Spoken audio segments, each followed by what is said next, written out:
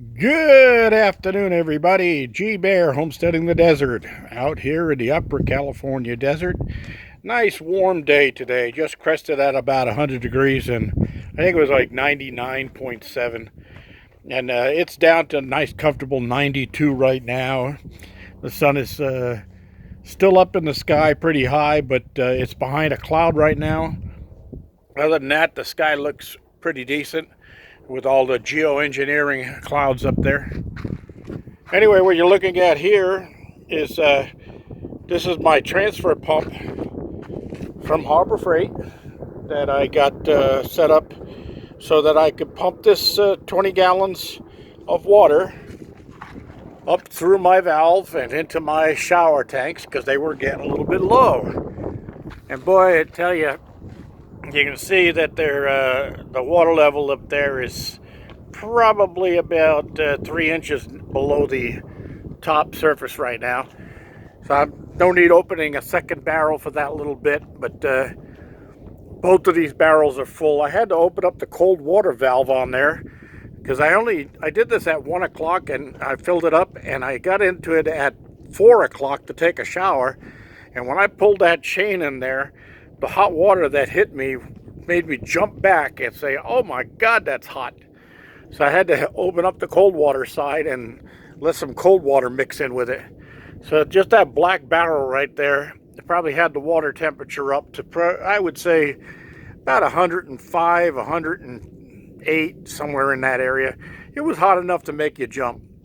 And with it near 100 degrees outside, I didn't need water that hot. I wanted it a little bit cooler. So I went on the cool side and it came down just right, and nice, comfortable shower made me feel good. All right, let's move on down the line, show you a few other things that got done today. Over here, this big container is actually my idea for a portable bathtub, because my indoor bathroom isn't done yet, so I want to soak in some water. I fill this thing up about that deep, so when I get into it, it rises up right to about the top of that marker right there. And I didn't get into it. I actually stepped down into it. The water is still pretty cool coming out of my water tank. And this sits in and gets only the afternoon sun. So tomorrow afternoon, this will be nice and comfortable to sit down in and relax. And I'll go from there. Now, one of my viewers noticed that I had this antenna here and thought that my antenna had broken and fallen down. No, this was build number 2. This was the second one I built. It's a little smaller than the first one, and also the rods at the bottom go straight across instead of being weird shaped, and same at the top. But I'm thinking that I had to move this out of the container to get to some tools I needed.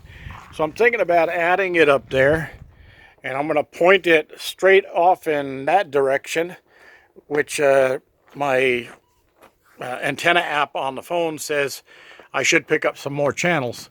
I think it's only about 4 or maybe 5 more channels, but I'm going to try it out and see what I get out of that.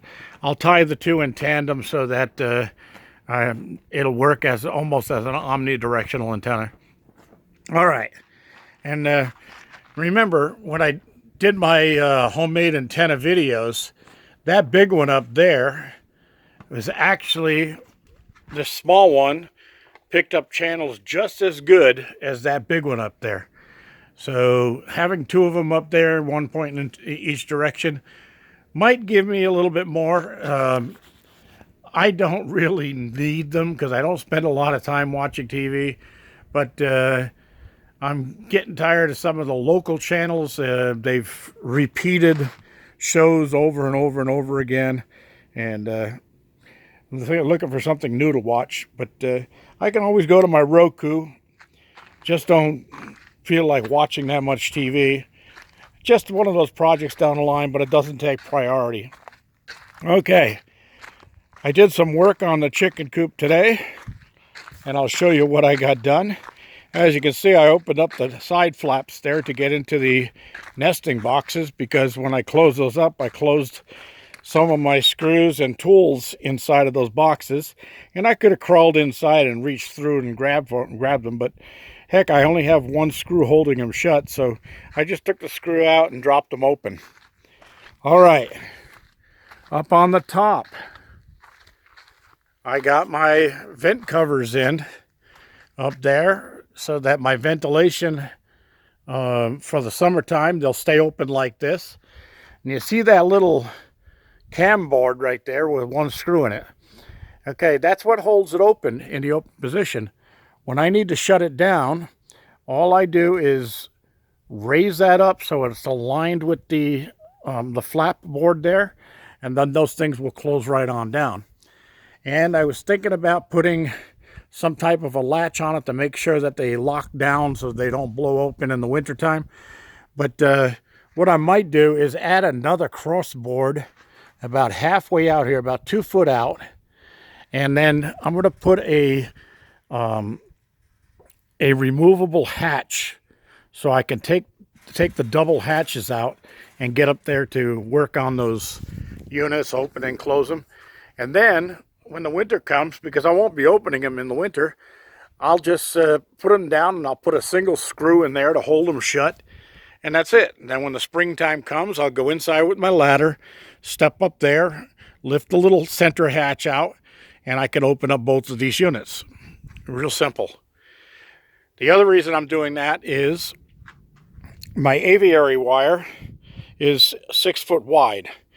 This stuff is only 3 foot wide, and that's not going to work up here because there's 4 foot in between those boards.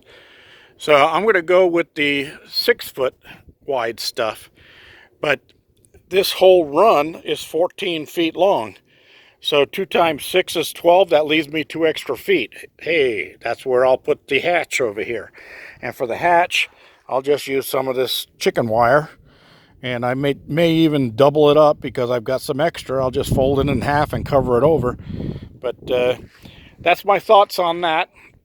You can see I got my door open there. And that's a little bit of an achievement today. It's got a nice breeze starting to pick up, cool down a little bit. I got a lot of sun today. I will also try to get over there and get the aviary wire up on that unit too to close that in. But if it's 100 degrees out, getting closer to the sun is not what I call fun. You know, because you go up that ladder, you get 6 feet higher, you're 6 feet closer to the sun, so it's going to be hotter up there. Sure. Anyway, got a little bit of movement on the turbine. The wind is only about 6 miles an hour right now, so it's really not producing a lot of electricity. You can see Old Glory up there, and after sunset last night, the wind kicked up. I had the door open all night. It finally got down in the 60s sometime after midnight and held that until morning. When I woke up, it was 62 on the thermometer. But I had the front door open and I had all the windows up, and it was comfortable sleeping. I didn't have any problems. All right, I'll be cleaning up this mess here and getting these tools put away pretty soon, because looks like I'm done with the carpentry. Oh, I forgot to show you. I did put the door on the chicken run, and you can see it's in the open position right now. And you can see the crossboards there. You say, well, why are they uneven like that? Well, that's because that's where the seams of the wire are. And you can see this is where 2 wires come together. So that's right there. So I wanted to make sure I nailed it there on the door. So if a coyote or something like that starts pulling on the wire, it's well nailed. And I mean well nailed on the other side of this door. I'll show you. I've got a lot of those nails in there, and these are longer than the original ones that when I went and bought a new box, I got the longer ones to make sure I got a good nail down on there. And I didn't cut the wire on the hinge side. I did put 3 hinges on for extra sturdiness, but that part is done. I also have the coop open on this side, and you see this big white pipe here, and I got some fittings here. Well, what that's going to do is right about here, I'm going to have that pipe, that big pipe coming down like this, and then 45 inside and going down to that baseboard down there. I'll have a T down there and a cap on both sides of the pipe down on the bottom, and then some holes drilled in it. And then from out here, it'll be just about eye level on the top, so I can still look down inside if I have to. And then I'll have a cap on there, and I take the cap off and I fill that up with chicken feed, and it'll hold quite a bit of chicken feed. So what'll happen is the gravity will push it down and make it move out to the 2 sides. And to make sure that it does move out pretty well, when I put the pipe in the T's, I will tilt them one this way and one this way slightly, so that when the weight comes down, it wants to run to the lowest point. And then with a couple of holes drilled in there, the chickens can come over and just peck at the food whenever they want to. For inside, my friend Andy had got me a couple of little chick feeders, and I will fill those with food every time I need to, and put them inside. So if the chickens get hungry during the night, they can eat something. And I'll also have some water going in there. Now, this lumber down here on the bottom was just me looking at my plan here. And what I'm going to do is I'm going to build a pedestal that comes up this high right here. And this is just about the right size for that blue barrel I just emptied over there, which will sit right here along this side. And then I'm going to pipe the water out of that and go down, and then underneath the coop here against this side, I'll have the chicken nipples coming out on an 1.5-inch PVC pipe, so that they'll have plenty of water. There'll be 20 gallons of water in that thing. And whenever I leave for a day or so, I don't think they're going to drink that much water, so they'll be fine with the water. And then later on, I'll enclose around that tank so that it doesn't have any problem with getting too hot with the sun or anything like that. My water tank up there on the other side, I was asked today if the water temperature in there was getting too hot. Well, when I filled that bathtub, which that's a 55-gallon bathtub, and I filled it a little more than halfway, and water coming out of that was just as cool as can be. So I don't think I have a problem with the heat up there yet, but that's going to end up getting closed in too. And you can see I got double wire on the bottom here, so got a little extra strength. I did twist all of the bottoms together. In other words, it's been stitched together so it doesn't come apart. And I have to do that for that seam along there and the seam up above. It's pretty simple. All you do is come here and clip the wire right here on the bottom, and then put it up against there, wrap one around this one and one around this one. And I go around it twice on the wrap, so it's really strong, just like this would be. This has got a double twist on it, so it stitches it together and makes it really strong and sturdy. All right, I think that about covers it for today. I'm going to go inside. The wind is starting to pick up a little bit more.